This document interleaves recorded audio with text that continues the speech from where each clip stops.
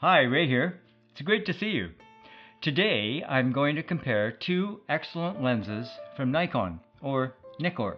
The new Z-mount 70-200 f2.8 VRS and its older F-mount counterpart, the AF-S NIKKOR 70-200mm f2.8G ED VRII. That's a mouthful.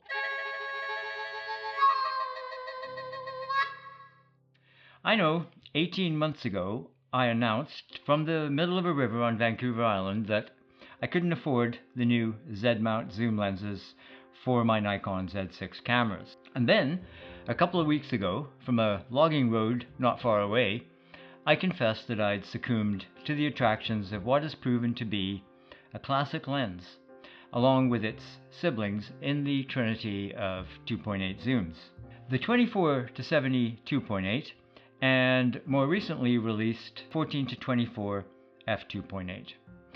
All these zoom lenses are receiving high praise right across the board. As far as my desire for the 70-200 goes, I was helped for some time by the scarcity of this lens. Nikon had difficulty delivering pre-orders for quite a while. And it looks like they have also underestimated the pent-up demand for their most recently announced addition to these S-line lenses, the 105mm f2.8 macro lens, since they've just a few days ago announced they won't be able to fulfill all initial orders. I'm hoping my pre-order won't be affected by the shortage. For those unfamiliar with these Z lenses, they're made specifically for the Z series mirrorless cameras. The design made possible by the revolutionary lens mount with a 55mm inner diameter and short 16mm flange focal distance. That makes the internal diameter of the Z mount 17% larger than the F mount. Since this lens has been around for a while, I'm not going to belabor all the technical details. Others on YouTube elsewhere have beat me to it. But shortly, we'll get out of the studio and try it out in the field in a practical way. Here are the basics. I'm one of the people who think these lenses are aesthetically attractive. Minimalist and sleek, nothing flashy, and I don't miss the gold bling of the older lenses. The approximate dimensions are 89mm in diameter and 220mm in length. That's 8.7 inches. That's not really any appreciable distance from its predecessors in terms of length, but if you're coming from an adapted F-mount lens, you're less the FTZ adapter. The weight of this lens is approximately 1,360 grams or 3 pounds. That's a substantial saving over the G lens's 1,540 grams, 3.4 pounds. The minimum aperture is f/22. On the outside, we have the zoom ring marked at 200, 135, 105, 85, and 70. That's the same as the old lens. And the focus ring is in the middle, and I really like this change. Thank you, Nikon. For some reason, I was always grabbing the zoom when I went for the manual focus on this older lens. It has a customizable control ring here that can be used for quiet aperture control, exposure compensation, or ISO adjustments. It has customizable shortcut buttons, two FN1 and FN2. You can set these to preview depth of field, lock focus, magnify, to confirm focus, etc. There's actually a total of 5 of these customizable buttons right around the barrel of the lens, so lots of options. It has this little lens information panel. This is a dimmable built-in EL display, and it's been dismissed by a lot of reviewers as a gimmick. I rather like it. The DISP, or display button, controls the little panel, and that can display aperture, focal length, focus distance, and depth of field. The lens itself is extensively sealed to keep dust and moisture out, especially around all the moving parts of the lens barrel. That may be, but I live here on the wet coast, so I use a rain cover in anything beyond a drizzle. It has a standard 77mm filter thread. The lens hood, which you should always use to shade the front more than protect it, looks as sturdy as older models and is lined with felt. It's like black felt. And if it wasn't felt before, it's felt now. I'm sorry about that. The foot is substantially smaller than the older one. And yeah, I preferred the older one because I actually use the foot to hold the lens. And some people complain again that Nikon hasn't seen fit to make it ARCA-Swiss compatible.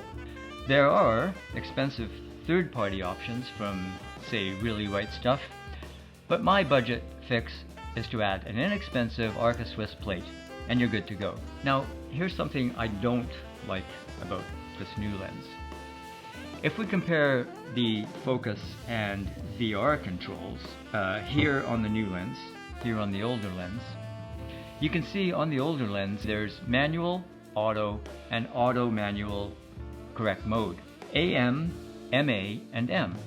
In AM or MA, you get autofocus when you press the camera shutter button, and manual focus when you touch the manual focus ring. The MA position, like other AF-S lenses, is the most sensitive to touch. Then there's this switch to restrict focal distance, 5 meters to infinity, when you don't need the full range. Same on the older lens. And we can turn the VR on and off. Incidentally, using this lens with the FTZ adapter, the older lens, this will control VR in camera. Normal and active, the latter for use when you're, say, in a moving vehicle. If you're using these lenses adapted and you can't figure out why the VR is grayed out in the menu, check you haven't turned it off at the lens. This handy VR control switch is missing on the new Z-mount lens, and I think that's unfortunate. It's a lot quicker to control vibration reduction via the lens than having to open a menu to control it, which will be the case with this new lens. And to my knowledge, there's no option to map that function to one of the buttons. One more minor gripe: Nikon decided to forego the carrying case that came with the earlier versions. They're offering only this bag now. I say this is a minor gripe because my F-mount zoom cases remain unused in the gear cupboard, and they are but a shadow of those old hard cases we got back in the old days.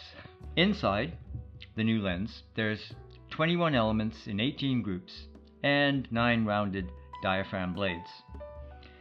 Coatings, we have Arneo coat, which eliminates incidental light from a vertical direction, nanocrystal coat, eliminating incidental light from a diagonal direction, ED glass elements, fluorite elements, aspherical elements, fluorine coat, which is Nikon's proprietary dust, dirt, and moisture repellent coating, which would be on the front element. Oh, I have a protective filter on here. It has super integrated coating, a new SR, short wavelength refractive glass element, which further combats chromatic aberrations. This is Nikon's first use of an SR glass element to reduce on-axis color aberrations for short wavelengths. And this is an actual glass element rather than the resin used by other manufacturers. And that's one of the great virtues of these new lenses compared to older pre-Z-mount lenses. Chromatic aberration or color fringing is pretty much a thing of the past. The stepping motor, STM, makes autofocusing fast and quiet. And that's the case again for all these lenses. Nikon achieved this by separating the focus elements with an added benefit of reducing minimum focus distance to a half meter at 70 millimeters. The built-in optical VR image stabilization equals up to 5.5 stops. Compare that to the old VR2 lens. But we thought 3.5 stops of stabilization was pretty revolutionary in 2009. Nikon says virtually no focus breathing. Back to that in a moment. Take note that this lens, the 70-200 f2.8G ED VRII, which debuted, as I said, in 2009 when I bought it, was followed in 2016 by the improved 70-200 f2.8 EFL. The FL improved on the VR2 in quite a few areas. It is lighter at 1430 grams or 3.1 pounds. It focuses closer, 3.6 feet, 1.1 meters, compared to the 4.6 feet or 1.4 meters. And most importantly, it rectified the serious focus breathing issue. This VR2 has so much of it that at 200 millimeters and focused on a close subject, the lens performs more like a 120 millimeter lens. Focus breathing occurs when adjusting the focusing distance of a lens. It causes noticeable changes in angle of view and magnification. As you can imagine, this is particularly bothersome for video, hence the improved FL version. Before this Z-mount iteration, that lens was often referred to as best of the best 70-200 mm 2.8 zooms, and it's still the benchmark in F-mount. It's a superb lens, and if I'd have upgraded, I might have thought more than twice about getting this lens. Again, the VR2 is what I have to compare. I never updated to the FL version, and so that will form the basis of this comparison. One last thing that's different about this new Z-mount lens I want to address. It's made in Thailand rather than Japan like previous versions. So what? To those reviewers who are speculating that this means it can't be considered a pro lens, seriously? We might question what effect moving factories has had on Japanese workers. I don't know. That's a different conversation. But maligning the workmanship and quality control in Thailand is just rubbish. I don't know how else to put it.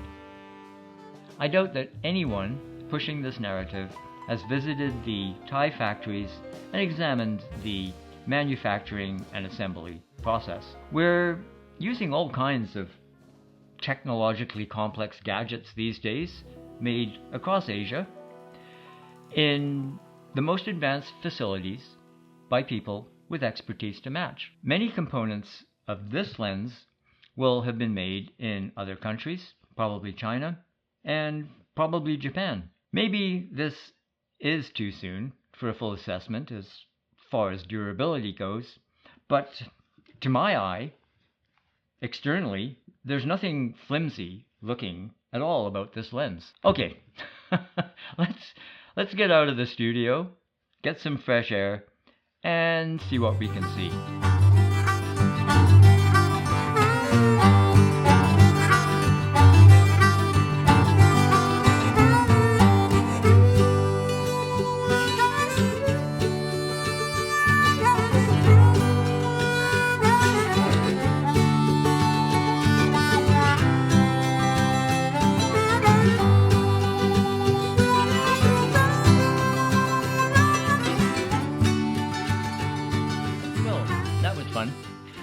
Let's have a look at these comparisons in detail.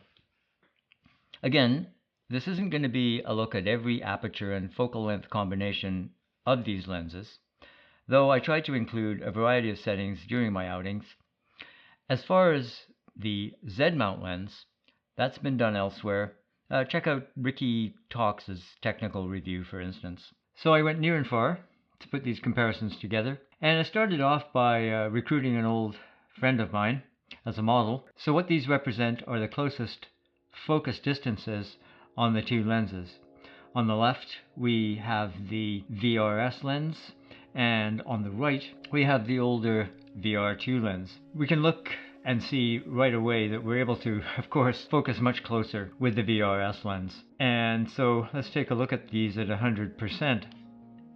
It's kind of interesting to look at. And you can see that the old VR2 lens is quite nice. While we have on the VRS lens an aperture of f11, while we have f8 on the VR2, we can see that obviously even at f11 we're not going to get everything in focus, the tip of the nose. So I generally, of course, wouldn't be photographing or making a portrait that close, but if I did, obviously we'd need to go even more than f11. Moving on to 135 millimeters, again on the left we have the VRS, and on the right the old VR2, and again at 100%, we can see here that again the old VR2, it does pretty well.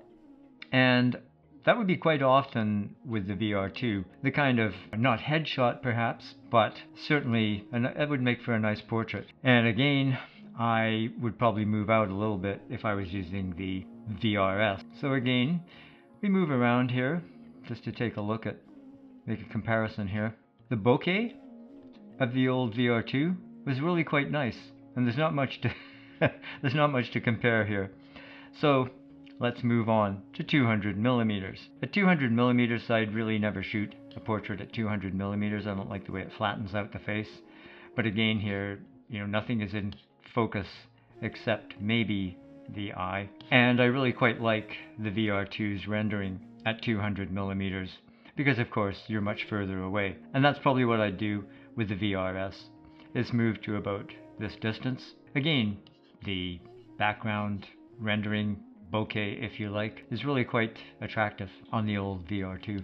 Let's get to the really exciting stuff about the VRS. The VRS rendering now is on the right side and the old VR2 is on the left side. And here we can really see the advantages of the new coatings on the VRS lens. This is shooting right into the sun.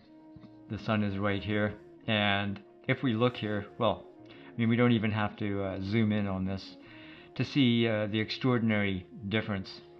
We can still see some chromatic aberration in the VRS compared to the VR2. It's really hard to see anything from the lens flare, but certainly the fringing could be taken out here with a little bit of photoshopping. But yeah, that is really, I mean, this is really rather atmospheric, but you could do that in Photoshop or whatever. So that really shows off the advancements in coatings. This shot here is rather interesting. It's a little bit, the differences are a little bit more subtle. So again, on the left hand side we have the VR2, and on the right side we have the VRS lens. Let's take a look at this closer. If we go to the top here, and you know, these were a little bit more random, so I can't vouch exactly for where the focus was. Again, right away we can see that the coatings have helped here on the VRS. If we compare here, I think I'm pretty confident in saying the focus is exactly the same here. We are at 5.6, f5.6 on both lenses, I believe. And certainly the rendering here is very, very nice. Is there a little bit of aberration on the edges? I think maybe there's some green here, but again, the VR2 really is still quite a nice lens, but we can see the advantages in this shot, I think. This is kind of side lit, and oh, I just noticed we can, where did that go? We have a little cobweb here somewhere. Let me just find it for you. Right, here it is. Here's an actual complete cobweb. And on the old VR2, it's actually quite nice. It's actually maybe a little bit more defined than on the VRS. So that's rather interesting. Let's look at these details here. So maybe the focus is just a little bit different, because I think it's a matter of focus rather than anything else. I think I got the focus just a little bit. Oh, I don't know. So I'll leave that up to you to decide. They both look great, but you can see there's a little bit of improvement in rendition from the coatings, I would presume, on the VRS. We take a quick look at these two images. On the left hand side is the VR2, on the right hand side is the VRS, and again I think we can see that the coatings have evened out the rendition here. You can definitely see vignetting on the old VR2 in the corners here. Not really bad, but I would presume that it's the lens corrections on the VRS that have improved things here. And again, the VR2 holds its end up, but the VR6 definitely seems to be a little bit better. This is really quite beautiful on the VRS. So then my wife and I took a walk down to the waterfront and I made these images. So these are a little bit more random. They're not as controlled as the previous images. But again, I'm trying to show in practical terms how it was working with these lenses. So if we look here, this is quite interesting. And again, on the left hand side, we have the old VR2 lens. And on this side, we have the VRS. So there's the VRS. And I'm pretty confident in being exacting with the focus in these two shots. They were not tripod mounted, but I did rest the lens on a railing. So we can take a look around here. And I think this becomes fairly obvious here that the VRS has a reasonable advantage when it comes to detail. We look at the solar panels here compared to here, the bicycle, the dolly or whatever that is on the cabin roof of the boat. There's the VRS. Yeah, it's pretty close. There's some interesting details here. The Honda outboard there, although we can't really see the reflection there, we're at a slight different angle. Let's take a look at that fishing net. Here it is on the VR2. And where did it go here? There it is. So it seems just a little bit more defined. Then in the corners, I don't know if we can draw too much from that, but they look pretty much the same. Moving down the dock of the bay here, on the left hand side we have the old VR2. On the right hand side we have the VRS. So let's have a look, a little comparison look here.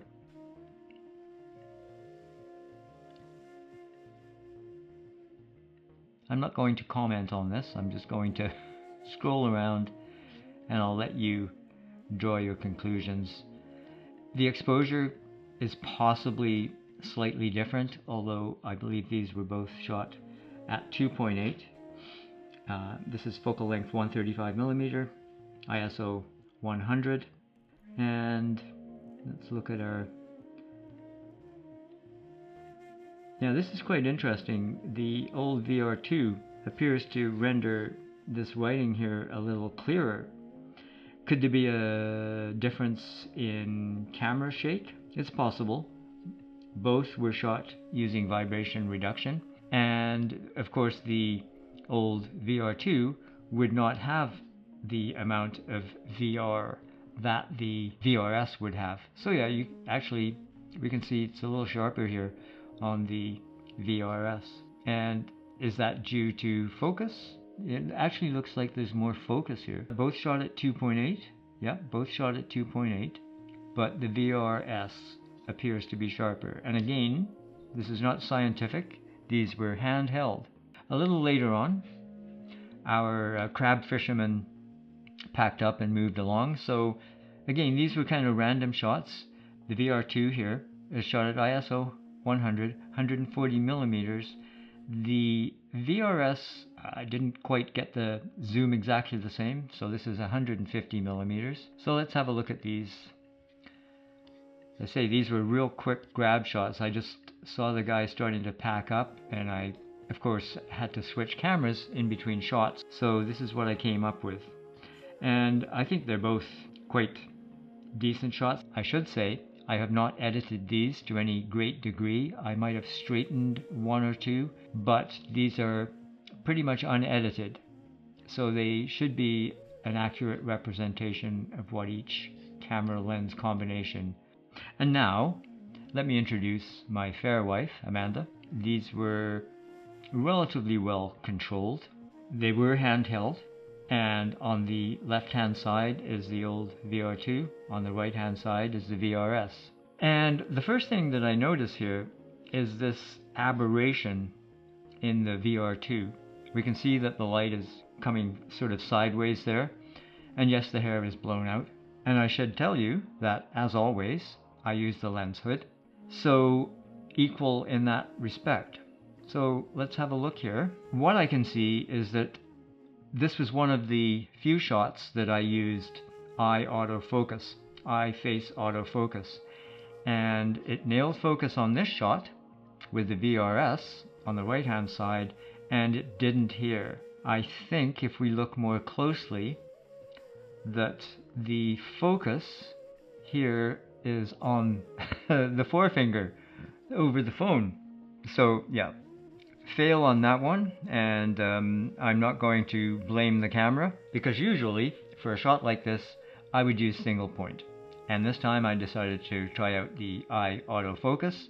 And so for those of you who like to hammer on the Nikon Z6 for this failing, there's some more evidence for you. Here's a rather hazy landscape, so let's have a look closer here at details.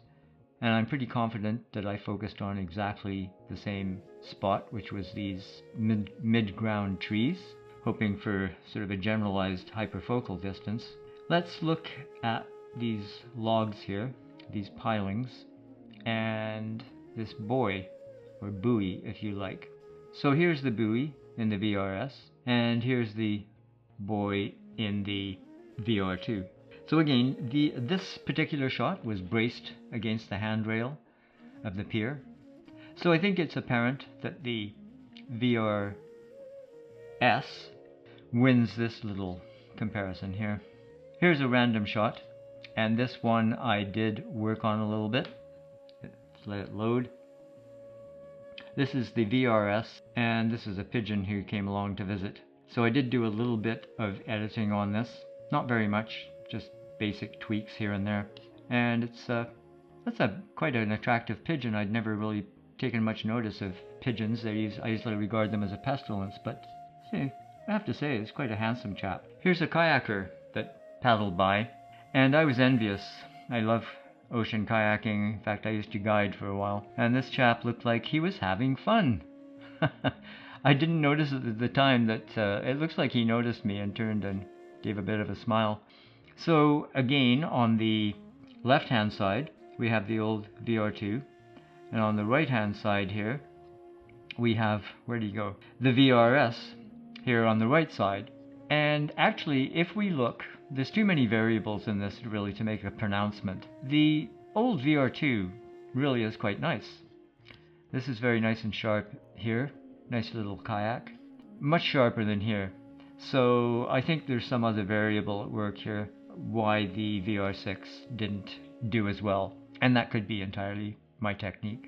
Yeah, the old VR2 did a great job there. Here's another peaceful little scene at the dock of the bay. On the left hand side, this is different now. On the left hand side we have the VRS, and on the right hand side we have the VR2. So let's just compare these. It's really very close. The rendition, the IQ is quite nice on both of these, I think. There's a lot of detail here that we can look at. Yeah, when you look at this fine detail stuff, the VRS is very nice. My focus was right on these boats here.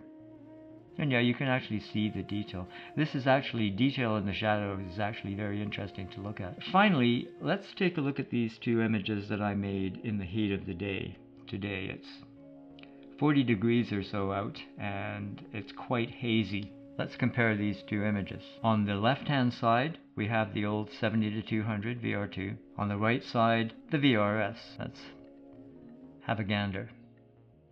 This is quite interesting, because this is a good test for chromatic aberration, and it's there on both images. We have some purplish, bluish fringing. These are both nice images, but again, you can see the vignetting on the old VR2. But in terms of actual detail, it's really a toss-up. I mean, they're both kind of nice images for what they are. Let's have a look here at the cones on these fir trees. I think probably here you can see on the VRS, just the detail in these cones is very nice. If you didn't have them to compare, you'd say this was quite nice, but seeing as we are comparing them, I think we can see the detail. Let's have a look in here. Yep, I can tell the difference. Can you tell the difference? So with this new edition, I own 4 of the Z-mount S-line lenses. You can see my test of the other 3 for video linked here. They are all by any standard extraordinary lenses. If you found this video helpful, please give it the old thumbs up. And if you aren't a subscriber, please join us and hit that notification bell so you don't miss any of the action. Take care of yourself. Cheers.